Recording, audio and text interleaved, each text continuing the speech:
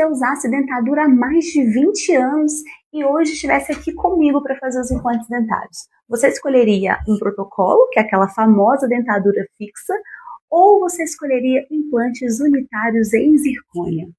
A paciente de hoje veio lá dos Estados Unidos exclusivamente para fazer um tratamento comigo e escolheu implantes unitários em zircônia. Os implantes de zircônia devolvem os dentes de forma individual, com muito mais naturalidade e biocompatibilidade. É um implante de excelência para pacientes exigentes. A experiência de uma vida inteira usando dentadura ensina o valor de voltar a sorrir sem limitações. E é por isso que, desde quando eu me formei há 10 anos atrás, eu nunca parei de estudar, de me aprimorar, de especializar, de buscar, de investir em tecnologia para possibilitar sonhos como esse, tratamentos complexos que vão ter um excelente final feliz.